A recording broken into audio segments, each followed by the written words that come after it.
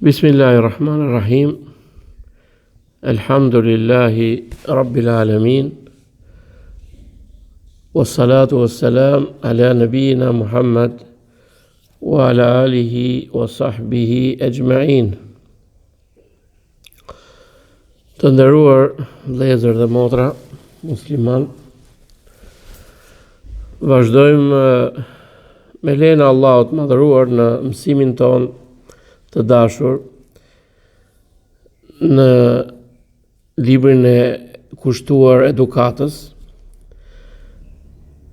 nga fjalët e të dërguarit ton Muhammed ibn Abdillah sallallahu alaihi wasallam dhe nga transmetimet prej selefëve. Në këtë libër madhështor, i cili është shkruar dhe mbledhur nga prisi besimtarëve në hadith, Imam Buhariu, Allahu e mëshiroft dhe e bëft për banorëve të xhenetit Firdeus. Jemi në temën e 51 të librit dhe në hadithin e 92. Vjen një transmetim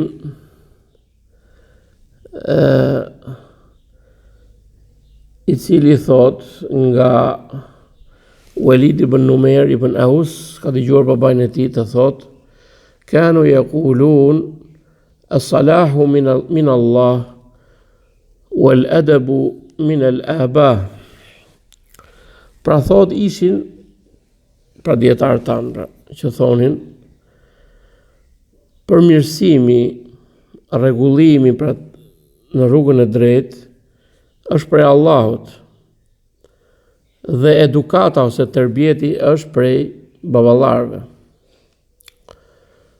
Ky transmetim, të cilin e ka sjell Imam el-Bukhari në temën bab Adabul walid wa birrihi li waladihi, tema është edukata dhe bamirësia që i fal babai fëmijës së tij. Këtë transmetim Imam Buhariu, megjithse nga ana e zinxhirit të transmetimit është i dobët, është daif, por kuptimi i tij është i mbështetur në shumë argumente të tjera fetare dhe kuptimi i tij është madhështor dhe do ta shpjegojmë me lejen e Zotit të madhëruar. Fjala edukat është mas shumë përkufizimesh që kanë thënë. Një nga përkufizimet është që edukat është të marrësh gjithmonë të lavdëruarën, qoftë në të folurën tënde apo në veprimet e tua, në punët e tua, dhe të braktisësh të nënçmuarën dhe të shëmtuarën. Pra një nga ato fjalë që është thënë për edukatën. Dhe kjo edukat, kjo tërbjet, është detyrë si për fëmijën që ne i trajtuam çështjet, ashtu dhe për prindin. Dhe prindi ka për detyrë ta edukojë fëmijën e tij dhe të jetë i drejtë me të. Dhe as-salah, përmirësimi ose rregullimi prej Allahut, është dhuratë. Pra Allahu i bën dhuratë robit të tij, i jep sukses që ai të rregullohet në rrugë të drejtë, në të drejtë dhe të përmirësohet. Kurse el-adab min al-aba, pra edukata dhe tërbjeti që është për baballarët, është ai orientimi dhe këshillimi dhe puna që bëjnë prindrit për ta sjellë fëmijën e tyre në rrugën e drejtë. Pra për pejgamberët, për dietarët, për këshilluesit, për ligjëruesit, është vetëm se t'i orientojmë njerëzit dhe t'i udhëzojmë në rrugën e drejtë, udhëzimi i këshillës. Kurse suksesi, që është pra ajo që thamë përmirësimi dhe rregullimi i personit vet, është prej Allahut të madhëruar. Nuk është në dorën tonë. Allahu Azza wa Jalla thot: "Innaka la tahdi man ahbabta." Ti nuk udhëzon atë që do. Është Allahu që udhëzon pra atë që do. Në një ajet tjetër thot: "Wa innaka la tahdi ila siratil mustaqim." Në me të vërtetë ti udhëzon për në rrugën e drejtë. Çfarë udhëzimi bëhet fjalë këtu kur njëra është e mohuar? Atëherë këtu bëhet fjalë për udhëzimin e këshillës, udhëzimin e orientimit, udhëzimin e tregimit të rrugës drejtë. Ama se kush do ta ndjeki apo kush nuk do ta ndjeki, ajo është në dorën e Allahut subhanahu wa taala.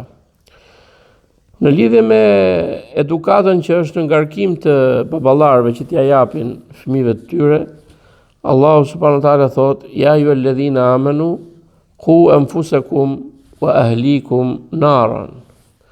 O ju të cilët keni besuar, ruani, shpëtoni veten tuaj dhe familjen tuaj nga zjarri.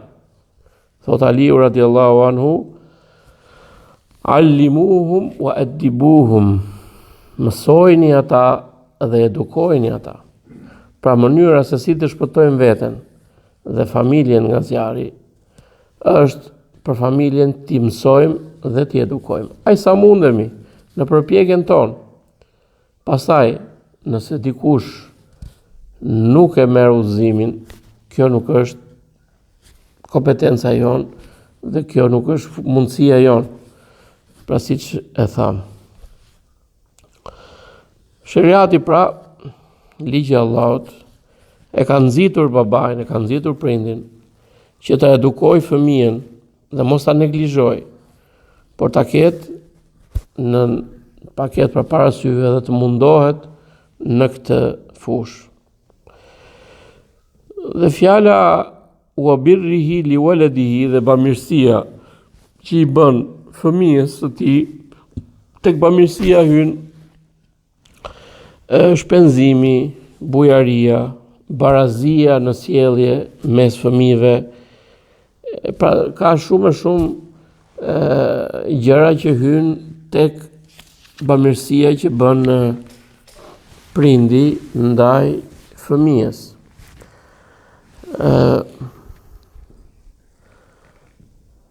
Në një dua që pejgamberi sallallahu alaihi wasallam bënte, thot: "Allahumma aslih li dini allati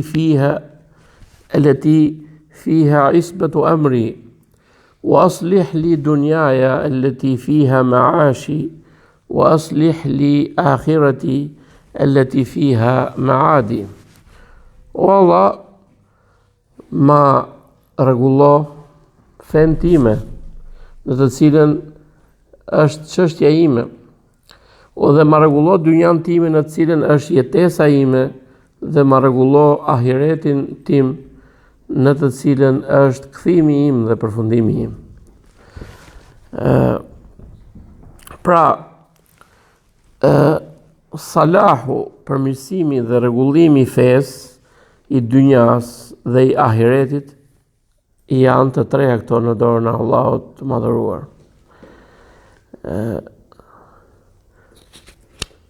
Pastaj vjen hadithi i 93, që është pjesë po në këtë temë që lexuam.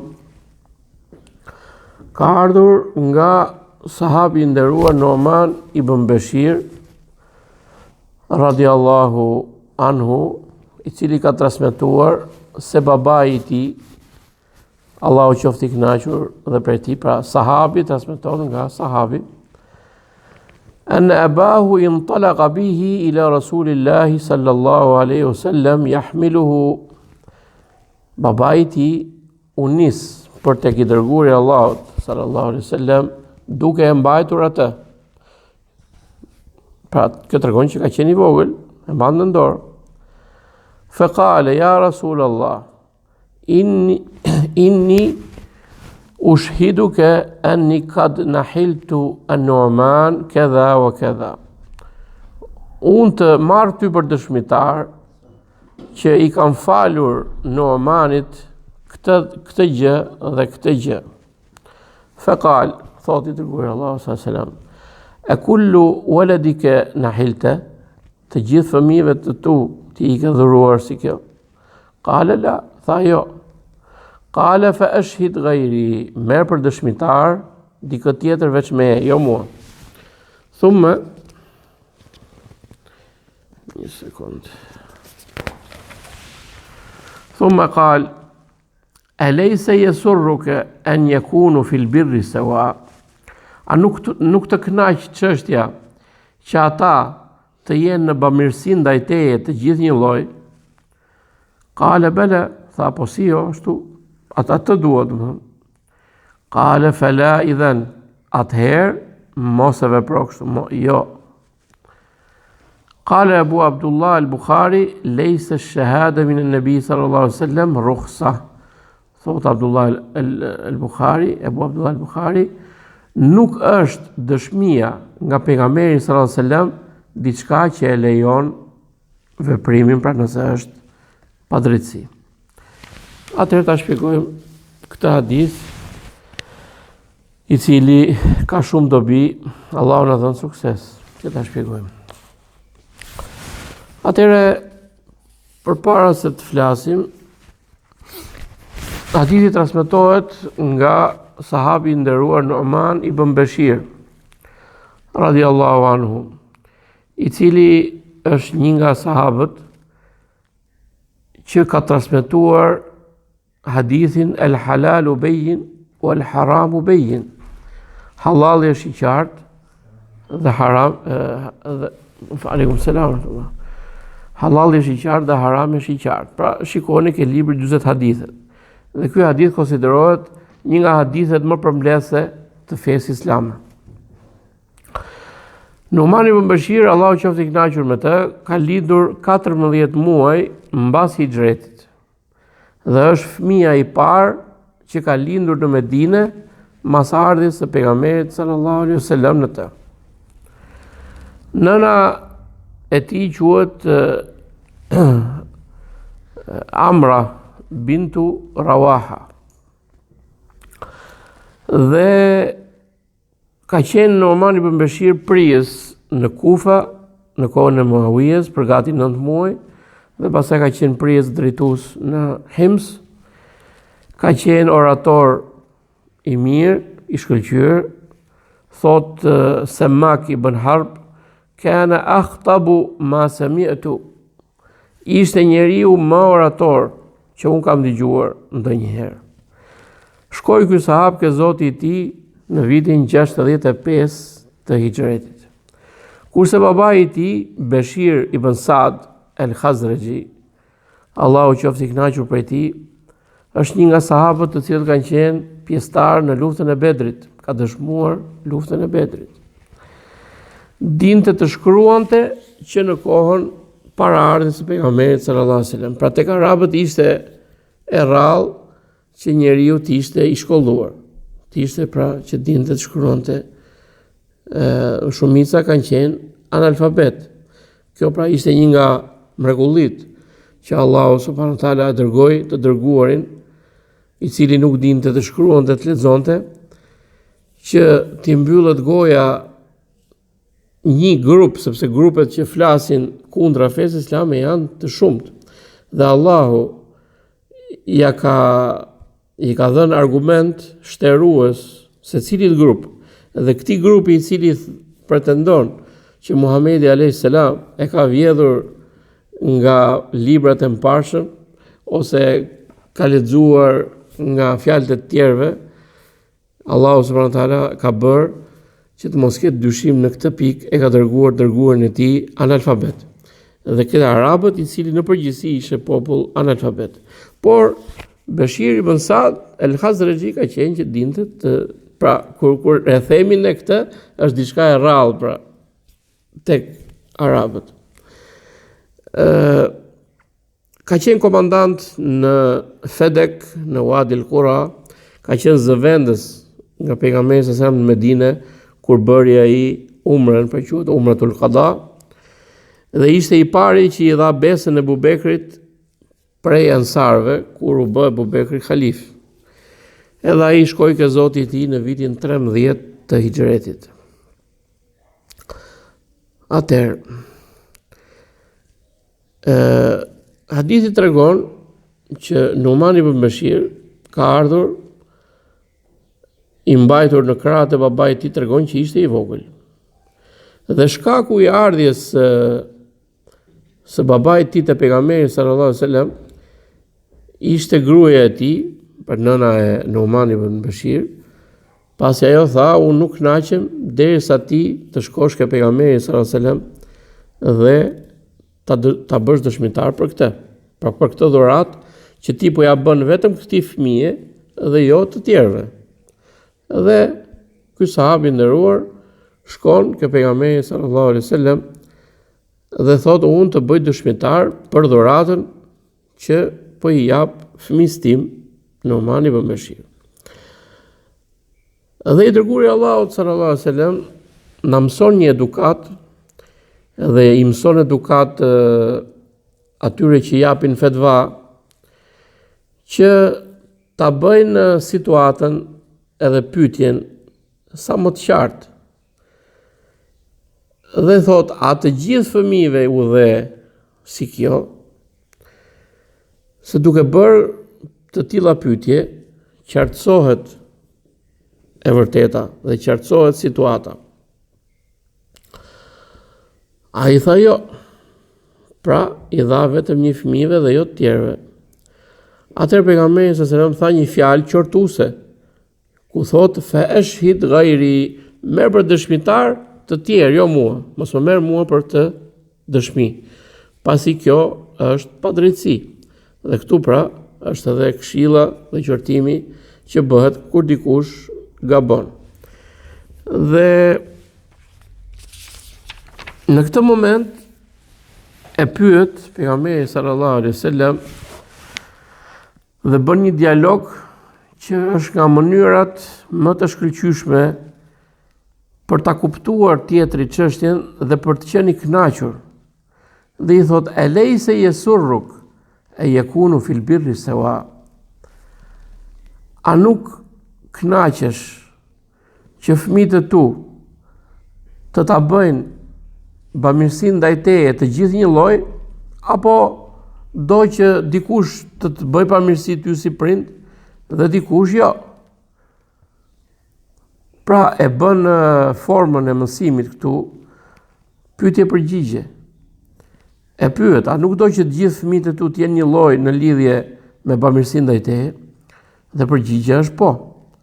Atëherë, ky veprim që ti t'i japësh atij dhe mos i japësh tjerëve, është i gabuar, sepse kjo kthehet në dëm të fëmijës, që mundet që fëmia të ketë xhelozi dhe të ketë pra një ndjenjë të keqe ka shi vllajt ose motrës. Dhe kjo kthehet në dëmin edhe të prindit, sepse ai nuk e merr bamirësinë nga të gjithë fëmijët, por dikush i bëhet i bindur dhe bamirës dhe dikush jo. Pra kjo është një mënyrë për të kënaqur pyetësin. Pra pejgamberi sallallahu alaihi wasallam përdorte mënyra të ndryshme në mësimdhënie dhe duhen mësuar dhe duhen përdorur. Pra ka njerëz që shkojnë në shkollë për të mësuar pedagogji, si ta mësojnë tjetrin. Ne e mësojmë mënyrën e mësimdhënies dhe mënyrën e këtyre nga feja jonë, dhe po të thuash që edhe jo besimtarët e kanë marrë atë, e kanë vjedhur një pjesë të madhe nga feja islame, nuk gënjejmë. Nuk gënjejmë, ta themi këtë gjë. Prandaj që mësuesi jon është i dërguari i Allahut sallallahu alaihi wasallam, dhe me anë të këtyre hadithe ne mësojmë se si të edukojmë veten dhe të tjerët.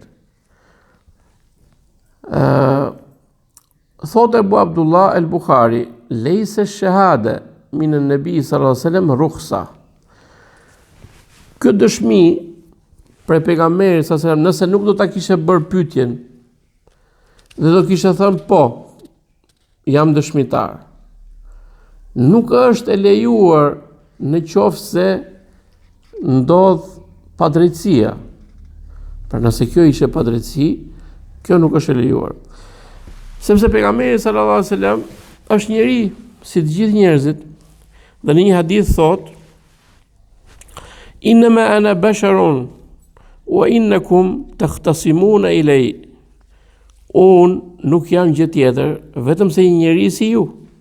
Pra, si njeri që jam, më kap haresa, më kap ato që ndodhin edhe njerëzve të tjerë. Pra, nuk e di të fshehtën. Duke qenë se nuk e di të fshehtën, atëherë gjykon me atë që sheh dhe me atë që të vjen. Nuk di të fshehtën që e ka lajmëruar Allahu subhanahu wa taala, e di. Po të fshehtën në përgjithësi nuk e di. Pra di vetëm atë që më ka lajmëruar Zoti im. Pra duke qenë se është njeri, ndodh dhe ky fenomen thot, ju vini dhe keni çështje konfliktuale tek unë. Wala'alla ba'dakum an yakuna alhana bi hujjatihi min ba'd. Ndoshta ndonjëri prej jush është më orator, pra fjala e tij, argumentimi i tij është më i fortë, pra bën një të folur që flet në mënyrë që tjetri me aq sa dëgjon kupton që ka të drejtë.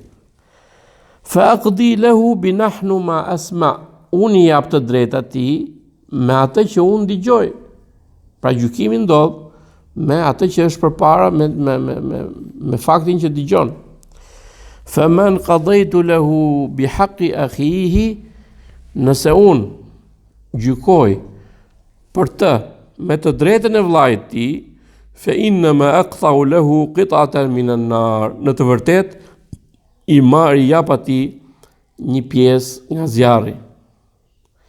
Pra, nëse ai me vetdije e merr të drejtën e vllajit tij dhe me anë të oratorisë mundohet që ta marrë atë, i dërguari Allahu sallallahu alaihi wasallam, ai mund ta marrë, por le ta di që ka marrë një pjesë nga zjarri. Pra shumë njerëz kapen mas fjalëve, vjedhin nga tjetri një fjalë ose dy edhe i përdorin ato për të marrë hakun e vllajit të tyre ose të tjetrit, dhe kjo gjë nuk lejohet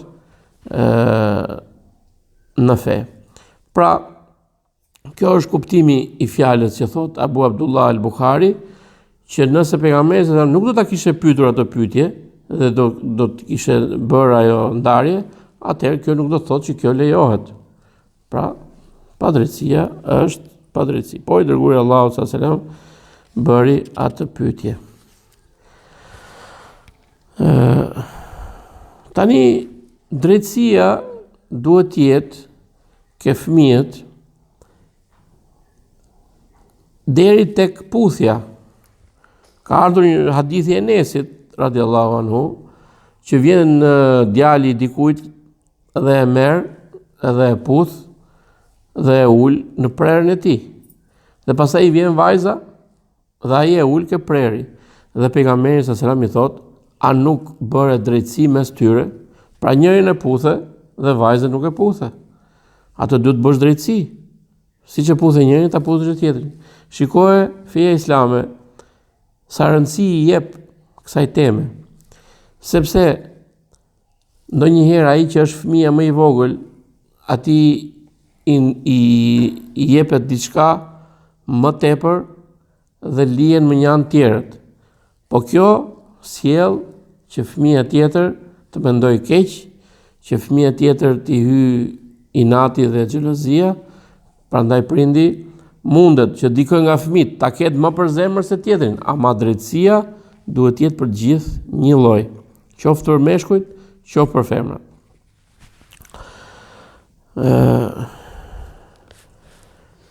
Pra kjo largon grindjet tek fëmijët e tu dhe në të ardhmen ata bëhen bamirës të gjithë ndaj teje dhe jo njëri po dhe tjetri jo.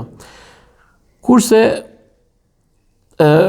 normal që duhet mbajtur drejtësia me fëmijët, por ka disa raste që lejohet të veçuarit e një fëmije me dhurat ose me shpenzim dhe jo të gjithëve. Nëse kjo ka një arsye ligjore sheriatike, atëherë lejohet të jepet njërit dhe jo të gjithëve. Për shembull, nëse një prej fëmijëve është fukara dhe fëmijët e tjerë janë gjithë pasur, atëherë ti ndihmon fukarain, ndihmon nevojtarin dhe nuk i ndihmon të tjerët që janë të pasur. Pra kjo është një nga arsyet që ti mund ta veçosh fëmin. Një arsye tjetër është nëse fëmia ka një smundje, është një invalid, është një person që ka një smundje që vazhdon, atëherë ti mundet t'i japësh atij dhe mund mos t'i japësh të tjerëve. Në këtë rast pra ke një arsye sheriatike. Një nga arsyet sheriatike është që një nga fëmijët është nxënës dije, merret me mësimin e fesë islame dhe kjo e bën atë që të mos merret si vëllezërit dhe motrat e tjerë në kërkimin e dynjas, por ai për hir të Allahut dëshiron që të harxhoj kohën duke mësuar fenë e Allahut dhe duke i mësuar të tjerët, atëherë këtij i jepet përparësi dhe veçohet pasi mundet të jetë nevojtar, sepse kërkimi i dijes në shumë raste e bën njeriu të varfër. Siç ka ardhur kjo gjë nga veçimi që i ka bërë Abu Bekri radiallahu anhu vajzës tij Aishës, po ashtu dhe Omeri, një prej fëmijëve, po ashtu dhe Abdurrahman ibn Auf, Allahu qoftë i kënaqur me të gjithë ta, me fëmijët e tyre, dhe kjo ka ndodhur dhe sahabët i dinin veprimet e këtyre dhe nuk i kanë kundërshtuar, që konsiderohet ixhma. Pra nëse prindi e veçon një fëmijë për shkak të një arsye ligjore sheriatike, lejohet që të bëj këtë veprim. Por ajo që ne themi është veçimi i njërit fëmijë pa shkak. Kjo duhet të jepet secilit dhe jo vetëm njërit pa shkak. Dhe mendimi i xhumhurit për shumicës dietarëve është që duhet jetë barabartë edhe mashkulli edhe femra, pra dhe djali dhe vajza duhet të jenë të barabartë në dhurata dhe në dhënie.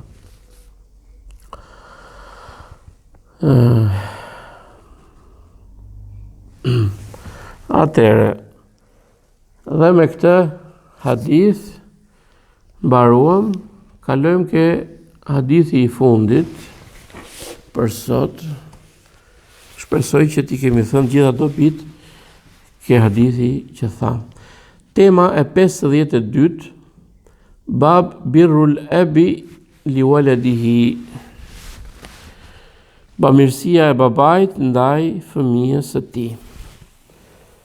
Në këtë temë Imam Buhariu ka sjell një transmetim nga Abdullah ibn Umar radiallahu anhu, i cili ka thënë: Innama sammahumullahu abraran liannahum barru lil abahi wal abna, kama anna liwaladika alayka haqqan kadhalika liwaladika alayka haqqan, kama anna liwalidika alayka haqqan kadhalika liwaladika alayka haqqan. Atëherë, thot Abdullah ibn Umar radiallahu anhu, i ka quajtur Allahu ebrar, me fjalën ebrar, nga fjala bir arabisht, pra bamirës, sepse ata kanë bërë bamirësi ndaj baballarëve dhe ndaj bijve. Ashtu siç ke detyrë dhe hak ndaj prindit, ashtu ke edhe detyrë dhe hak ndaj fëmisë. Kjo transmetim në lidhje me zinxhirin e transmetimit është daif, është e dobët. Por siç e thamë edhe ke hadithi I parë I temës, është komplet e saktë dhe mbështetet në shumë argumente sheriatike, por nga ana e zinxhirit është e dobët. Falni. Bamirësia e prindit realizohet me shumë gjëra. Pra, bamirësia e prindit ndaj fëmijës së tij. Për shembull është ti përçojë atij të mirat, ti japi atij mëshirë, dhimbësuri, shpenzim I pasurisë për të mbaj drejtësi.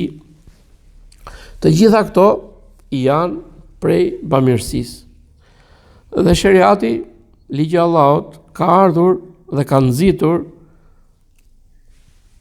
që prindi të jetë I tillë me fëmijën e tij. Dhe kuptimi që thuhet në këtë transmetim që fjala ebrar vjen nga kjo, pra është një pjesë bamirësia që bën ti ndaj prindit dhe bamirësia që bën ndaj fëmisë është një pjesë e bamirësisë. Se fjala bir është më e gjerë. Ajo përfshin të tërë fen. Fjala bamirësi këtu përfshin të tërë fen. Thot Allahu Azza wa Jall ke surja Al-Baqara: Lejse l-birru an tuwallu wujuhakum qibla al-mashriq wal-maghrib. Nuk është bamirësia që ju të ktheni fytyrat tuaja drejt lindjes apo perëndimit. Walakin al-birra man amana billahi wal yawmil akhir wal malaikati wal kitabi wan nabiyyin. Por bamirësia është kush beson Allahun, ditën e fundit, me lajket, librat dhe pejgamberët. Wa ata al-mala ala hubbihi dhawil qurba, dhe jep pasurin me vullnetin e tij ose me atë që ai pra e do e kërkon pasurin të afërmve, al-yatama wal masakin, jetimave dhe fukarëve, wabn as-sabili was-sa'ilina, dhe atyre që kanë mbetur, udhëtarëve që kanë mbetur rrugës dhe lypsave, wa fi riqab, dhe në lirimin e robërve, wa aqama as-salati wa ata az-zaka, dhe fali dhe kryu namazin dhe dha zakatin, wal mufuna bi ahdihim idha ahadu, dhe ata të cilët e mbajnë premtimin e tyre kur atë e japin, was sabirina, dhe të durueshmëve, fil ba'sa'i wad darra'i wa hina al-ba's, në skamje, në smundje dhe në luftë. Ulaika alladhina sadaqu, ata janë që e thanë vërtetën, pra që ishin sinqert, wa ulaika humul muttaqun, dhe ata janë ata që janë të devotshëm. Pra në këtë ajet, fjala el-bir përfshin gjithë fen. Dhe shpjegimi këtu me këtë është që është shpjeguar me një pjesë bamirësia që ti I bën prindit dhe bamirësia që I bën fëmijës. Se fjala birrun është kjo fjalë që ne po flasim në gjuhën arabe.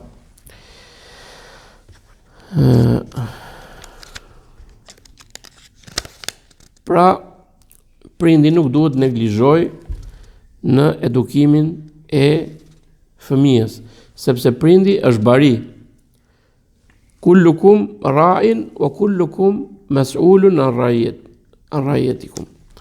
Pra secili prej jush është bari dhe të gjithë ju do të përgjigjeni, do të pyetni, do të merrni në llogari për grigjën tuaj, për tufën tuaj. Pra për familjen të cilën, ose nëse është dikush që ka më tepër se kaq, do të përgjigjet për atë që ka në drejtim. Prej detyrave që ka prindi ndaj fëmijës është mësimi, është edukata sheriatike, është drejtësia që duhet mbaj mes tyre, është mëshira, dhimbësuria etj. Disa dietar kanë thënë Allahu I madhruar do të pyesi prindin për fëmijën ditën e gjykimit përpara se të pyesi fëmijën për prindin. Dhe nëse prindi bën padrejtësi, këtu është një çështje. Disa fëmijë, justifikohen me faktin që babai i tyre u ka bërë padrejtësi, i ka dhënë tokë fëmijëve të tjerë, edhe nuk më ka dhënë tokë mua, edhe unë nuk e respektoj babën. Jo. Nuk është kështu. Nëse prindit ka bërë ty padrejtësi, ti e ke detyrë të sillesh mirë me prindin tënd. Nuk të hiqet detyra asnjëherë, edhe sikur prindi të jetë më i keq. Duhet të sillesh mirë. Allahu Azza wa Jalla thot: "Wa in jahadaka ala an tushrika bi ma laysa laka bihi ilmun fala tutihuma wa sahibhuma fi dunya ma'rufa." Dhe nëse ata të dy prindit përpiqen, luftojnë që ti të më shoqërosh mua atë që ti nuk ke dije për të, pra ata duan që ti të bësh shirk, që të bësh ortakrim me Allahun, mos ju bind atyre dhe shoqëroj në dynja me mirësi, me të mira. Ti vetëm mos ju bind në atë që është e keqe. Ama për të shoqëruar ke detyrë që të sillesh mirë me ta. Pra nuk është justifikim që baba të ka bërë padrejtësi ty, që ti mos i bësh drejtësi. Pejgamberi sa thot: "La takhun man khanak." Mos mashtro atë që të mashtron ty. Dhe harova hadithin, pra dhe çoje pa amanetin në vend, kuptimin që i hadithit, dhe mos mashtro atë që të mashtron ty. Nuk të ligjërohet ty që dikush të mashtron edhe ti të shkosh edhe ta mashtrosh edhe jo. Prandaj edhe në këtë rast, kur prindi jot bën një gabim kashiteje, nuk të lejohet ty që të bësh edhe ti gabim, por duhet i bindesh Allahut subhanahu wa ta'ala. Kjo ishte mësimi i sotshëm. E lutim Allahun subhanahu wa ta'ala që të na mësoj dituri e cila është në dobin ton dhe të na çojë ta kemi frikë Allahun subhanahu wa ta'ala dhe na ruajt Allahu nga ajo dituri që e bën njeriu të pandjeshëm dhe nuk i bën dobi atij dhe nuk e çon që ta ketë frikë Zotin. Allahu Azza wa Jall thot: "Innama yakhsha Allah min ibadihi al-ulama." Me të vërtet i friksohen Allahut për robërve të tij vetëm dietarët. Pra, nëse ti mëson dhe bëhesh i ditur, ajo që është shenjë dalluese e dietarëve dhe vetëm e tyre është që ata i friksohen Allahut të madhëruar, dhe ne i lutemi Allahut të na bëjë prej njerëzve që ruhen nga harami dhe të na bëjë për atyre që veprojnë vepra të mira. Subhanakallahumma wa bihamdik, ashhadu an la ilaha illa anta, astaghfiruka wa atubu ilaik.